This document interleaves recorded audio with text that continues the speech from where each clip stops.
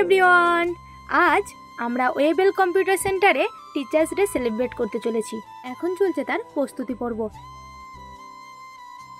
Computer সেন্টারগুলোতে নানা বয়সের student থাকে, এমনও থাকে টিচারদের থেকেও বড়, তাও কম্পিউটার শিখছে। তাই আমার মনে হয় টিচারের কোনো বয়স হয় না। আমরা যারই কাছ থেকে কিছু শিখতে পারি সেই হয় শিক্ষাদাতা।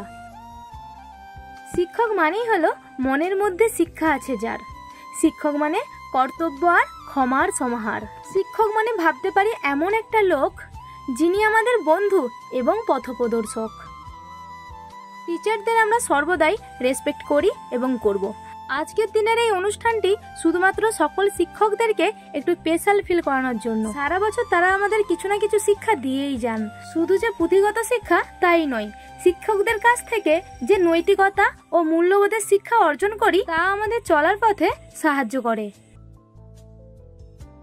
কম্পিউটার সেন্টারে আমরা কোর্স করতে যাই, কারো হয় অল্প দিনের কোর্স, আবার কারো হয় দীর্ঘদিনের। এই বছর আমরা হয়তো সেলিব্রেট করতে পারছি, পরের বছর করার জন্য আমরা হয়তো আর কেউই থাকবো না, কিন্তু এই দিনটা প্রত্যেকের স্মৃতিতে গাঁথা হয়ে থাকবে। যাই হোক, আজকের এই অনুষ্ঠান ছিল খুবই সীমিত সময়ের জন্য।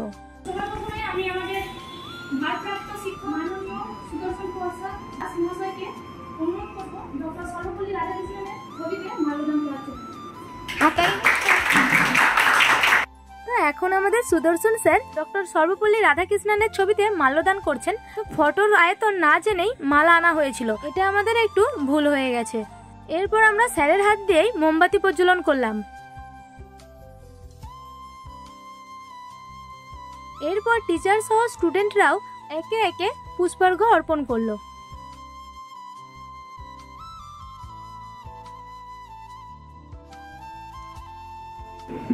এরপর আমাদের স্টুডেন্টদের পক্ষ থেকে আমরা একটি কেক কেটে আজকের দিনটিকে উদযাপন করার জন্য স্যারদেরকে অনুরোধ করব। অনেকেই হয়তো বলবে যে এই দিনটিতে আবার কেক কেটে সেলিব্রেট করার মতো কি? কই, আমরা যখন ছোট ছিলাম এরকম তো দেখিনি। হ্যাঁ, তুমি কেন, আমিও এই কথাটাই বলি। এই কেক কাটার রেওয়াজটা বিদেশি কালচার, বর্তমানে আমাদের বাঙালিদের মধ্যে খুবই দেখা যাচ্ছে। যে কোনো অনুষ্ঠান হলেই কেক কেটে সেলিব্রেট করছে সবাই, তাই আমরাও যুগের সাথে তাল মিলিয়ে গা ভাসিয়েছি। আগে টিচার্স ডে পালন হতো একটা ডায়েরি, একটা কলম, এগুলো প্রদানের মাধ্যমে, এবং স্যারদের কিছু বক্তব্য, স্টুডেন্টদের কিছু কবিতা, গান, নৃত্য এসবের মধ্য দিয়ে, যেগুলো সম্ভব স্কুল কলেজেই।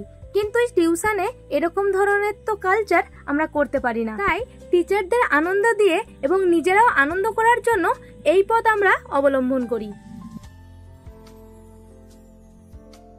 তো এখন আমাদের কেক কাটার পর্ব শেষ হয়েছে। স্যারদের সাথে আমাদের সম্পর্ক খুবই বন্ধুত্বপূর্ণ, তাই এহেন আচরণগুলো চলতেই থাকে। যদিও চেয়েছিলাম ভূত বানাতে, তাতে যদিও আমি ব্যর্থ হয়েছি। আমাদের ভারপ্রাপ্ত শিক্ষক সুদর্শন স্যারকে সবাই একটু ভয়েই পায়, কারণ স্যার সবসময় চুপচাপ থাকে। কিন্তু আমার কোনোদিনও মনে হয়নি স্যার খুব রাগী, কারণ যে কোনো অনুষ্ঠানের কথা বললে স্যারের উদ্যোগ বেশি থাকে, কোনোদিন আপত্তি করেনি।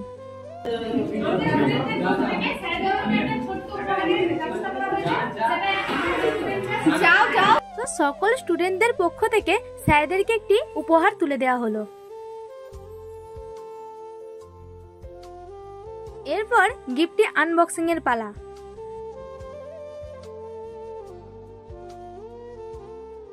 দোকান থেকে কেনার সময় এর মূল্য যতটা ছিল, কিন্তু এখন স্যারেদের হাতে যাওয়ার পর এর মূল্য নির্ধারণ করা অসম্ভব। ম্যাম নেই স্যার, এদিকে একটু। ও ক্যাটেরিং ক্যাপও এত ভাও খাইনি যত ভাও আপনি খাচ্ছেন। আমার মধ্যে যেগুলো আছে সেগুলো ক্যাটেরিং। না না না না না, একদম ভুলে এতক্ষণ আমাদের সমস্যার উপস্থিত থাকতে পারেনি, তার জন্য স্যারদেরকে যে আমরা খুব জ্বালাতন করি সেটা তোমরা নিশ্চয়ই বুঝতেই পারছো। আমাদের সাথে সাথে স্যাররাও খুবই বাচ্চামো করে, বিশেষ করে এই দুজন মাস্টার, কারণ বয়সটা খুব বেশি নয়। তাদের মধ্যেও যে এখনো বাচ্চামোটা বর্তমান রয়েছে, এই অনুষ্ঠান না হলে আমরা কেউ বুঝতেই পারতাম না।